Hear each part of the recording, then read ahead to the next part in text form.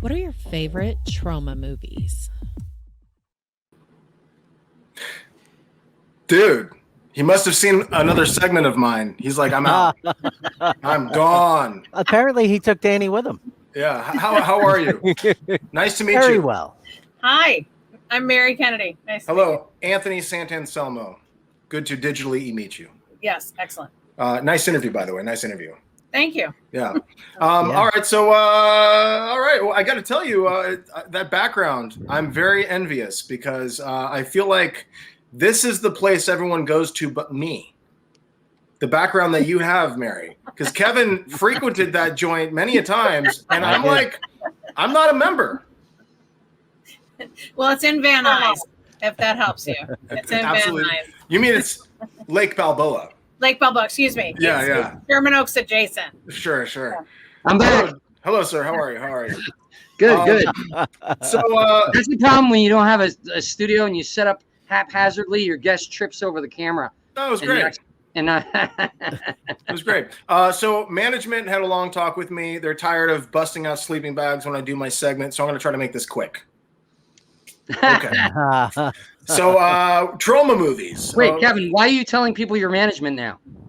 Because, Danny, that's my thing. Brought to you by my thing that I do. Sorry, go ahead, Anthony. Sorry. Not a problem. So Troma, basically, if you're ever watching a movie and you see this before the movie starts, you know you're in for some shit. Okay, you know it's going to have a lot of TNA, gore. It's not going to be a great script. The acting is probably going to be very subpar. Basically, it's going to be a really fun time. Yeah. So Troma was founded in 1974 by Lloyd Kaufman and Michael Hertz. There's good old Uncle Lloyd. And they started out making a bunch of sex comedies in the 70s. And very prolific team, these two. But it wasn't until 1984 where the Toxic Avenger hit the scene. Now, this was rated X before rated X was rated X. So, you know, there's no NC-17. NC-17 came out in 87, I think, for RoboCop. Because they were these films that were tired of like getting that, you know, dreaded X rating. So, but yeah, this is basically a rated X film. It's super hardcore. It totally holds up. I saw this when I was 11, when my parents went for their, I think, 20th high school reunion. Side note, my mom was very strict and religious, so she wouldn't let me rent shit. But my dad would be like, whatever. So I knew they were going to their reunion, and I'm like, Dad, can you rent me some flicks? And he's like, sure. I had a stack of Troma movies. Basically, it was my vision quest at age 11. Okay. Let's cycle through this if we can. Yeah, so this is a scene that really jacked me up. And there's a lot of reasons for why I have this going behind me because of this film. Basically, there's a scene where the antagonists, they hit and run people. They kill people for points. Just a side game they do. And they see this young kid named Skippy, of course, who's on a bike. And he's riding along, and they see him, and they're like, hey, how you doing, Skippy, so on and so forth. And then they basically speed in front of him, flip a bitch, and proceed to, if we can cycle through the photos, proceed to mow him over. And the stunt is so incredible. I haven't seen a stunt this badass since that movie. Okay? Wow. But he's not dead yet, so he reverses over his skull, and that's where I became a man. Okay? Dude, this is hardcore. I was like 11 years old, like, what? And the editing is so tight that it's brutal. Okay? So I even asked him, I'm like, do you want to show this graphic? So basically, the gals are taking Polaroids because this is how they get off. This is Toxic Avenger. This is really the start of Troma. Okay? So every film beyond this is going to have that energy. Moving forward. They had a series of sequels, 2, 3, and 4. And let's just hang out there for a minute. Basically, the plot, because I kind of overlooked it, of the Toxic Avenger is a 98-pound nerd falls in a vat of toxic waste. And that's the theme of Troma's basically foundation. Okay? He falls in a vat of toxic waste and he becomes that guy. First superhero of New Jersey.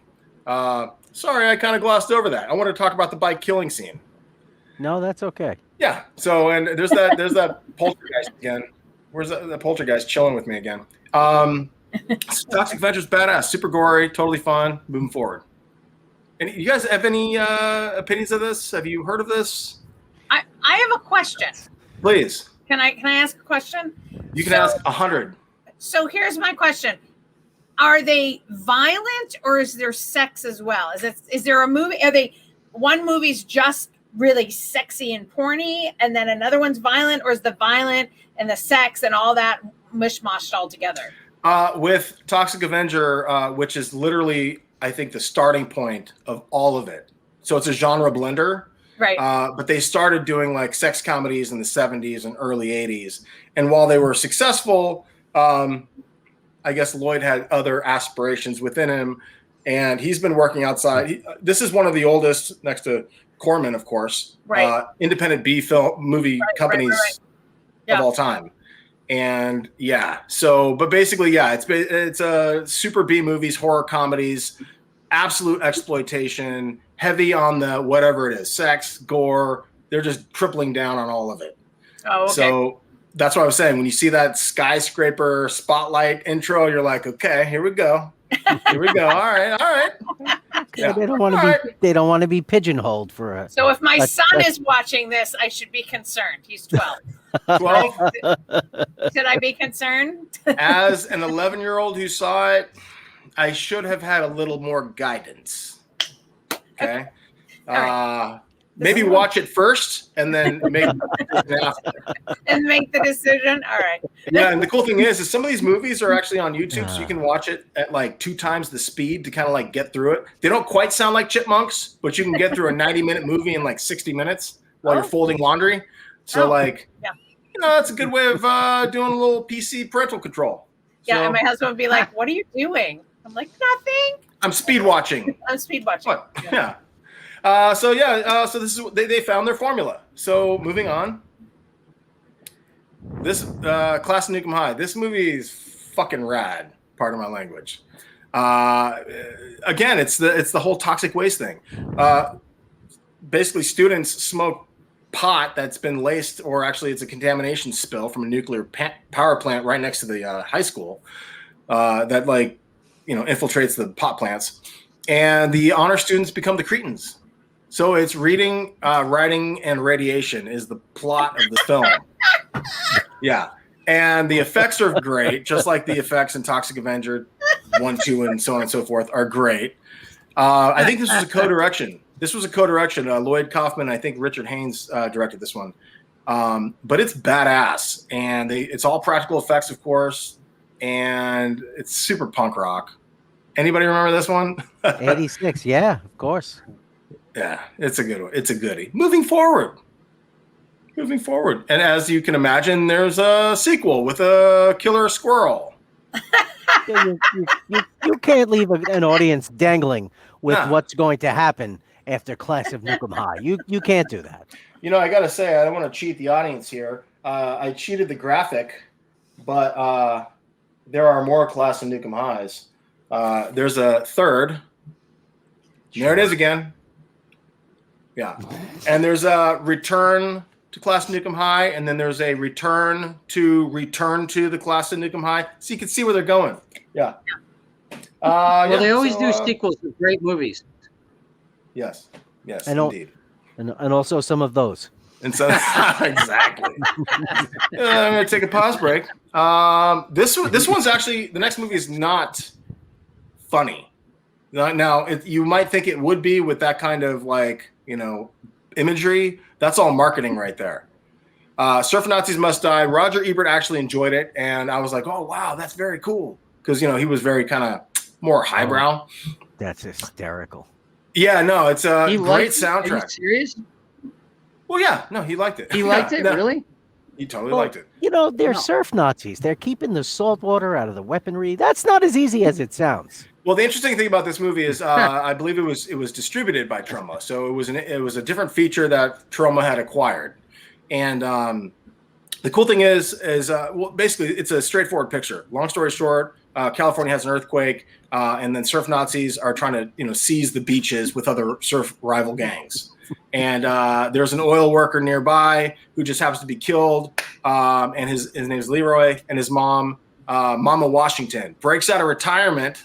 Okay, this is where it becomes like almost blaxploitation genre, but it's like a genre blend. It's a Nazi exploitation, blaxploitation. It's just fucking Troma. That's why they picked it up. And so she breaks out of retirement home with handguns and grenades and fucking takes out the whole team. Spoiler alert. Wow. It's awesome. And she's like in her 60s and bad. It's so good.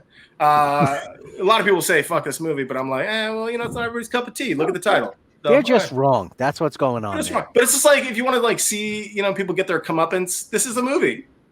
Moving forward. Would you consider Sharknado a Troma movie?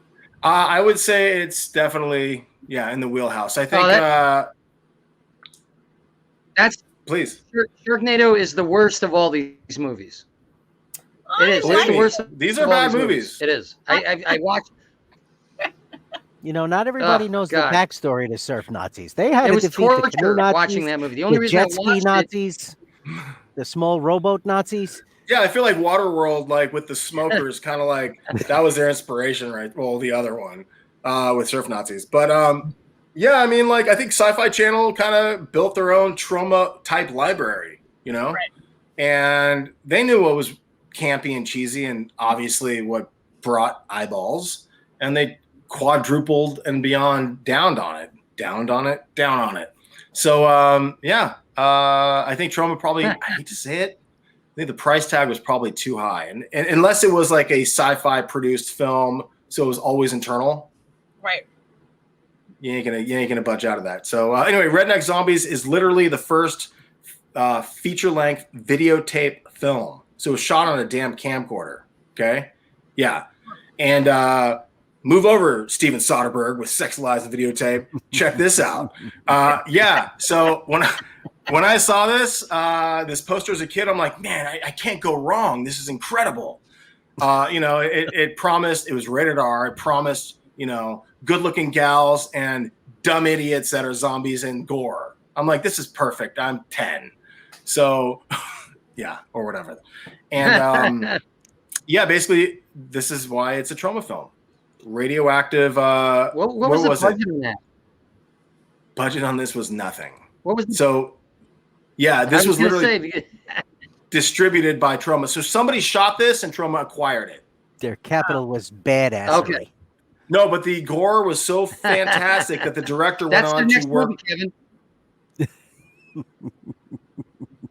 The end. No, go back, please. I swear, I don't want to break out the sleeping bags yet.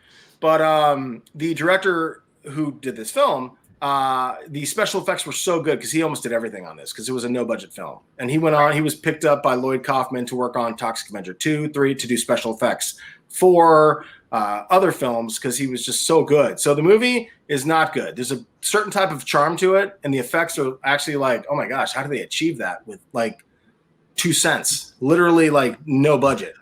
So it's, if you want to see something that's kind of stomach churning, a little charming, quite bad, and super shot on VHS tape, that's feature length. I mean, bam, Redneck Zombies. In fact, the poster's the best thing about the whole film. The end.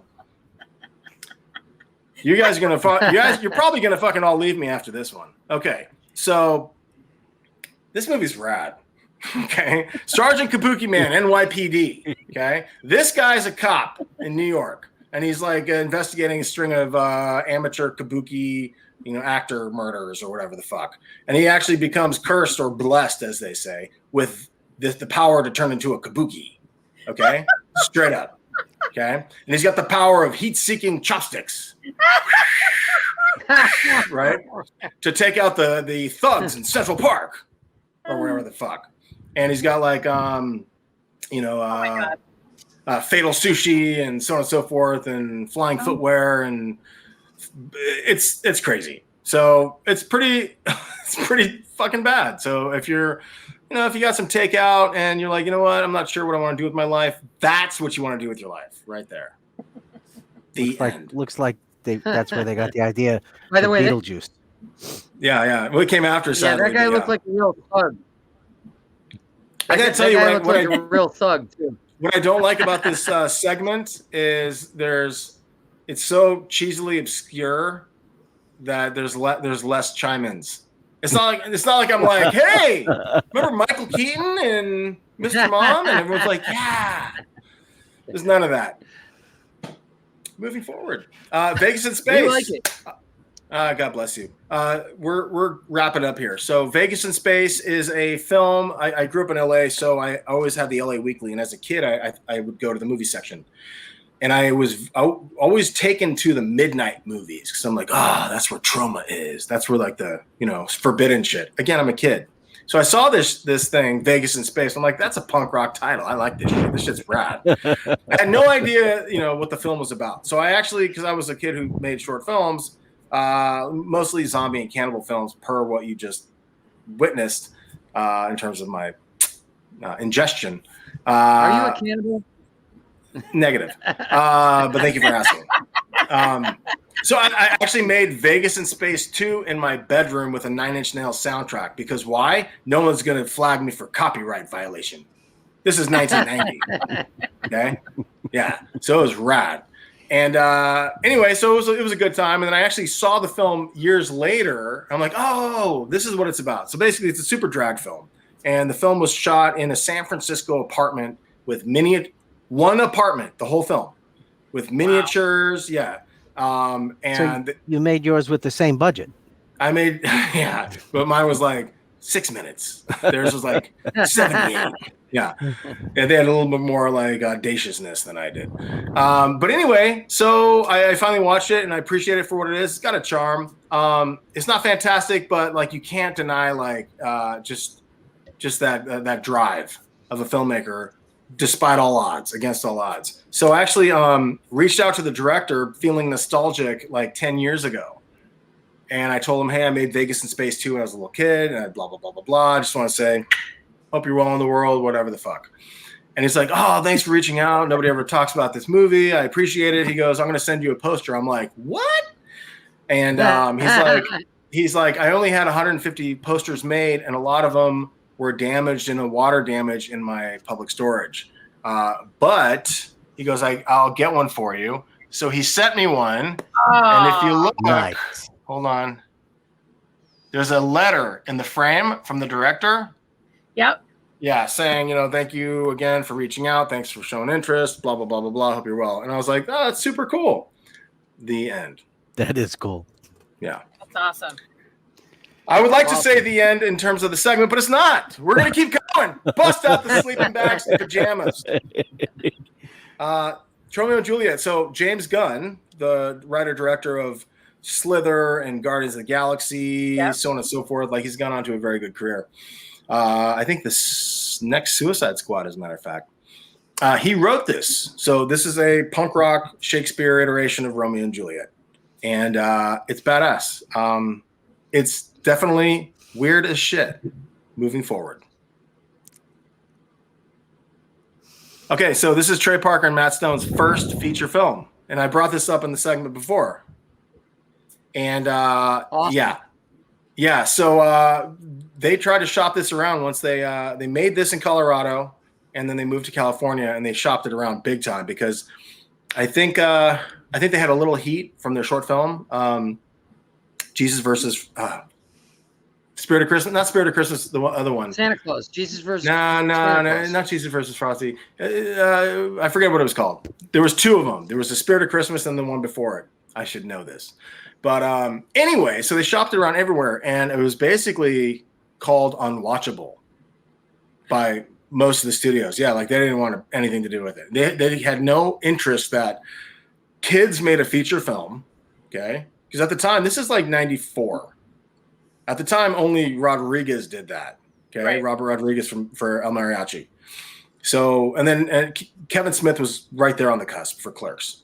But it was unwatchable. Once South Park hit, I should back up. Troma picked it up because they enjoyed it. They totally picked it up for acquisitions, and they put it out. They changed the title from Alfred Packer the Musical to Cannibal the Musical because the film was about Colorado folklore or history of a cannibal named Alfred Packer. long story short, once South Park came out, every studio contacted their agent saying they wanted to release Cannibal and praising how watchable it was. Oh, interesting. Yeah, so Troma was there for them, and they've been very supportive of Troma, just as James Gunn has in his career over the years. So there's that. And if you haven't seen it, it's totally worth it. And you can see the seedlings of brilliance, if I may. The end. Anybody seen that one? Nope. Danny, you have to see that one because you're pals with Dean. I know. I got to check. Oh, Dean was in that? Uh-huh. Oh, I didn't know that. Well, that's why on the past few segments, when I break up Cannibal, and especially the Dean Bahar one, for my Christmas segment, I'm like, anyway, he's in it. You should watch it. I'm gonna message him right after the show. We got 2 left, and we're done. God bless you for hanging on for this. I wish there was more feedback. Like, these are really obscure ass movies, so you're just kind of like hanging on. When is this ride over? God bless. This is one of the later Troma films. At this point, almost 20 years ago. It's about a low-budget film crew in New York. Lloyd Kaufman, not only the director, he plays. It's a movie within a movie, so it's about a low-budget film crew, as I mentioned, and he's the director in the film, but he's a blind director. So there's that.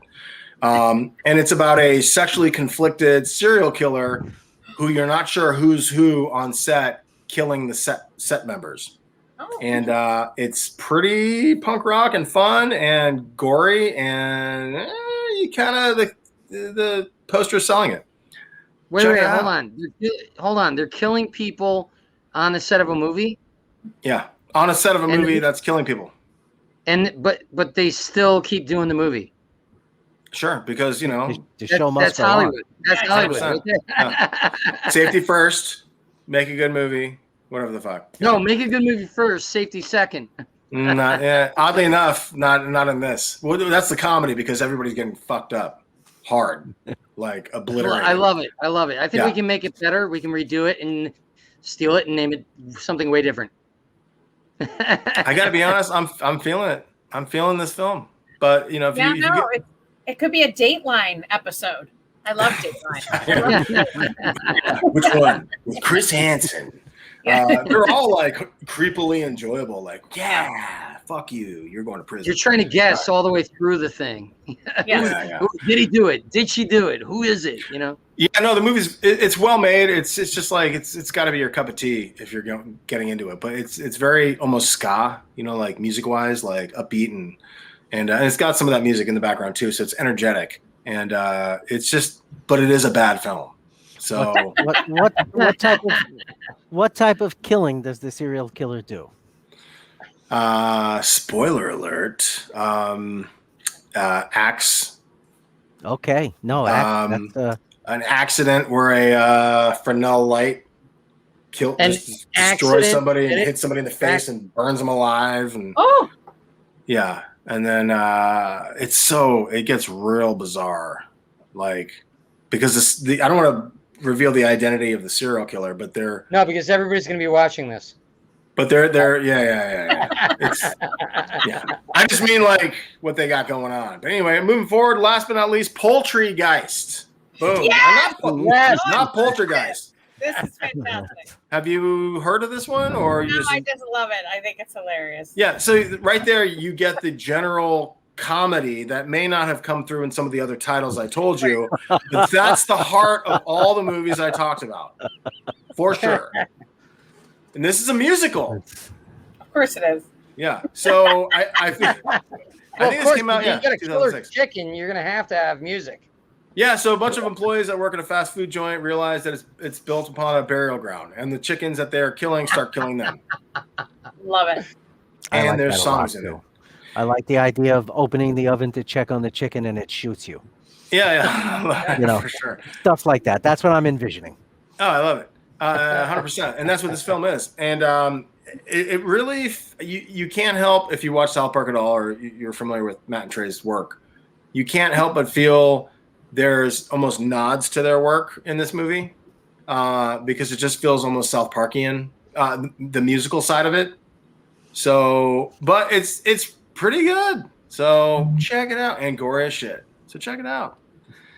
At the end of the day, Lloyd Kaufman still makes movies, and he is just still kicking ass. I think he's about 75 years old, but he's not slowing down anytime soon.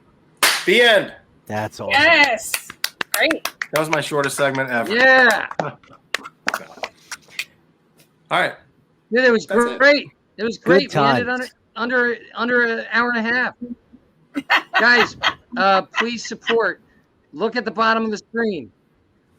Anchor.fm/The Danny McDermott Show/support.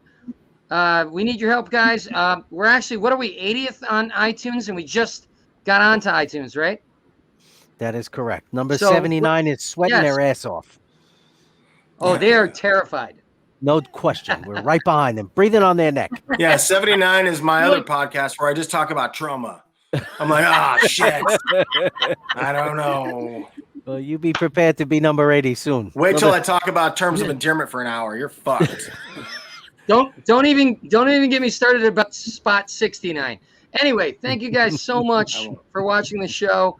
We love you. I'm sorry about my spotty internet, but thank God it didn't happen during the most of it.